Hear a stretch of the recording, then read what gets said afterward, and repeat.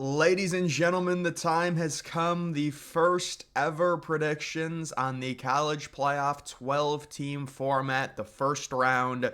It is here. We're going to have one Friday night game and then the three Saturday games, the triple header.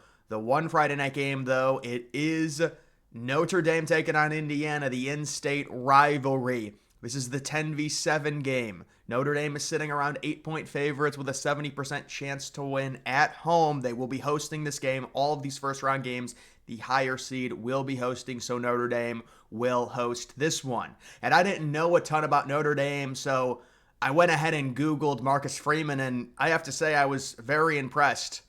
But I wasn't too impressed when I Googled Riley Leonard's passing statistics. This is the problem with Notre Dame. And really, there's also a bit of a problem with Indiana when it comes to predicting this game. Notre Dame, they have that terrible loss against Northern Illinois, but then they really don't face a good team. I mean, unless you want to say maybe Georgia Tech, maybe USC, but it's like they don't face a very solid ranked team. I guess maybe you can say Army, but that's a little bit different. They don't run, they don't throw. It's just hard to get a real gauge on Notre Dame because they haven't been tested, because they haven't faced anyone that's like a solid top 15 team really since the beginning of the season. And so Notre Dame can kind of get away with just running the ball, Riley Leonard being inefficient passing, and they are at home in this game. They're 8-point favorites. Indiana, on the other hand, we know they're a huge enigma. They faced literally no one outside of Ohio State, and they were overwhelmed by the Buckeyes on the road. That was a game I think that probably should have been a little bit closer than it was.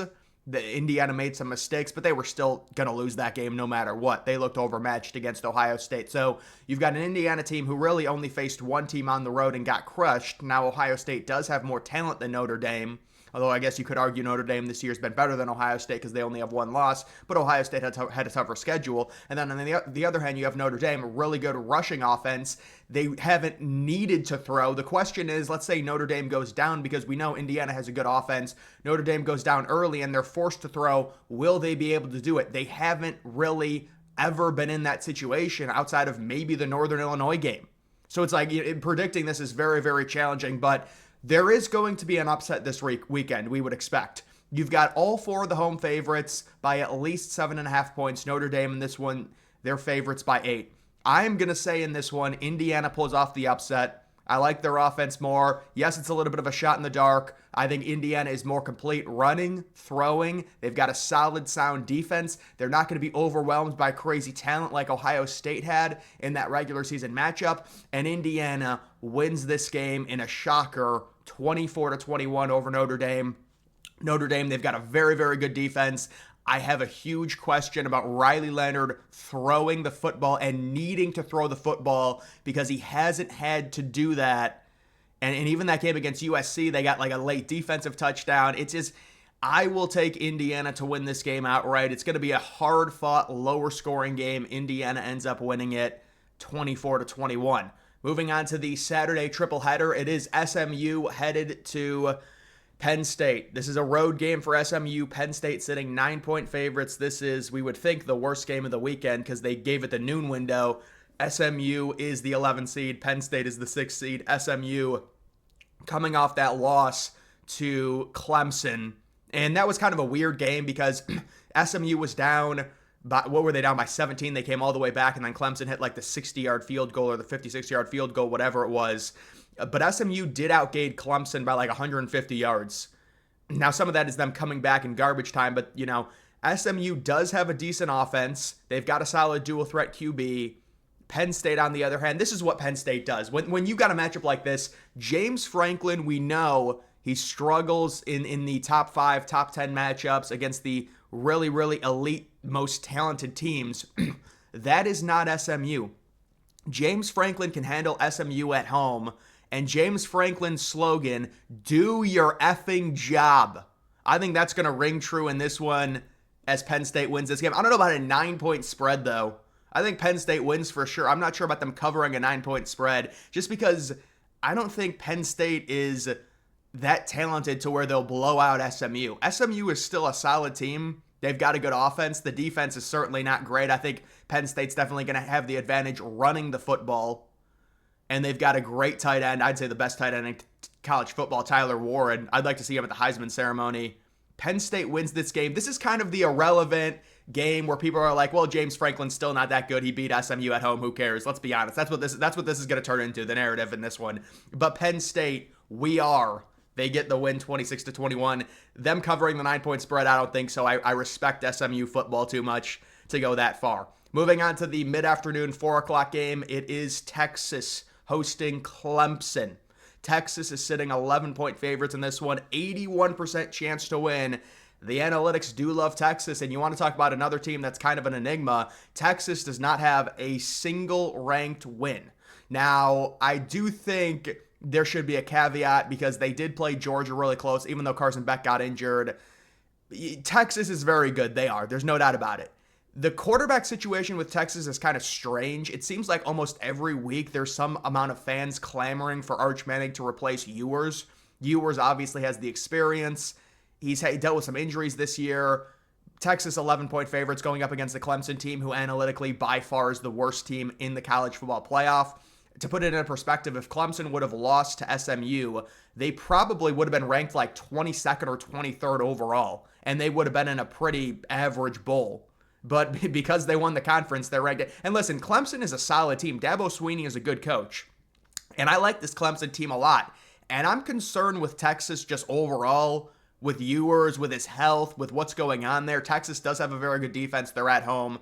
But Clemson with Cade Klubnik, the experience, the receivers, the sound defense. I like Clemson to keep this game close. I don't know about some of these spreads. These spreads are a bit high for me.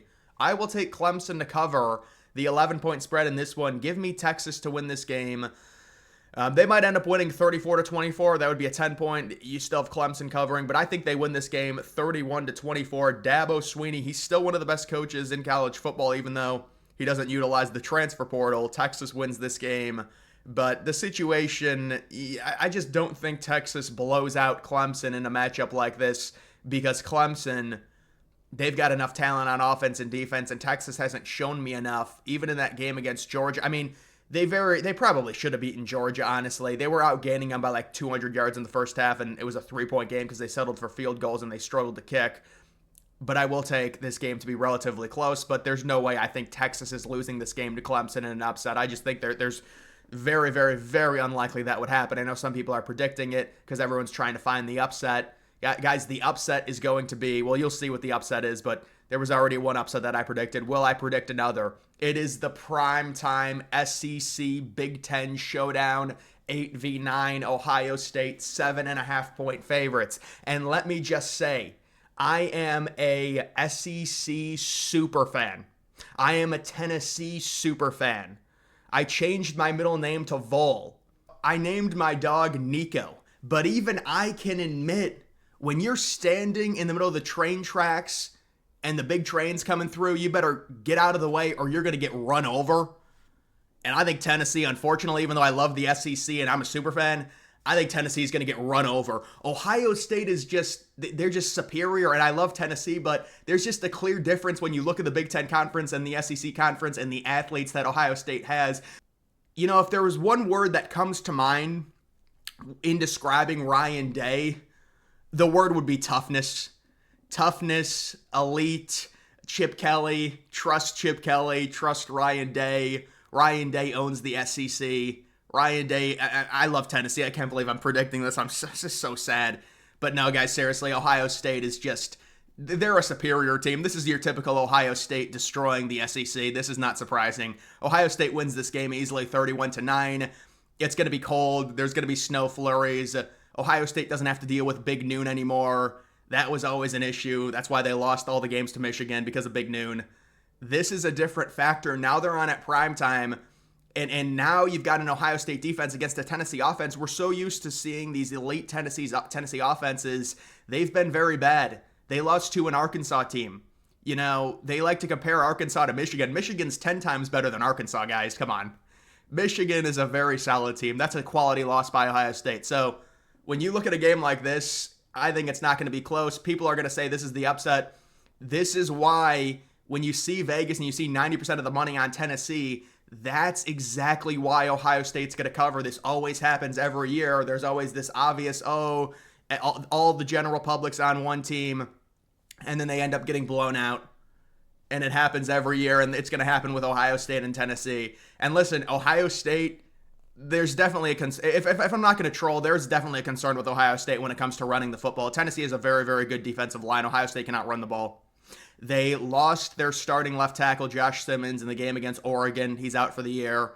They lost their starting center a few weeks ago. He's out for the year. The thing is, Ohio State can still pass block, which is kind of strange, but they can't run block at all. They could not run block against Northwestern. They could not run block even against Purdue very well. They could not run block against Indiana at all. And they could not run block against Michigan. And that's why a lot of Ohio State fans were very upset about the game plan against Michigan and how much they ran the ball. And then also people saying that did Will Howard have a concussion or not? Why was he so terrible? That was another problem for Ohio State that kind of got lost in that Michigan game. Was Will Howard was just not good at all. And I know they ran the ball a bunch, and the defense, I mean, they didn't stop Michigan at all in the fourth quarter. That's why Michigan had 13 minutes a time of possession. But the problem for Ohio State in this game, they cannot run the ball, and Tennessee has a very good defensive line. I would imagine Ohio State is going to come out and do the obvious, which is throw often and try and open up the run with the pass. But it's probably going to have to be a lot of intermediate stuff because Michigan did have two safeties that they were playing the pass, and Ohio State still couldn't run the ball when Michigan had 6 or 7 man boxes. So I think Ohio State's going to have to use intermediate passes in a game like this against Tennessee. I would imagine Tennessee is going to do something very similar to what Michigan did. Now, maybe Tennessee doesn't have the elite defensive linemen, but they've got good enough defensive linemen to possibly do something like that to where you don't really have to invest a ton of men in the box, and you can cover the pass and then just stop the run with four down linemen. So this will be interesting to see, but I do think Ohio State will win this game easily. It just feels like the type of game that Ryan Day ends up winning.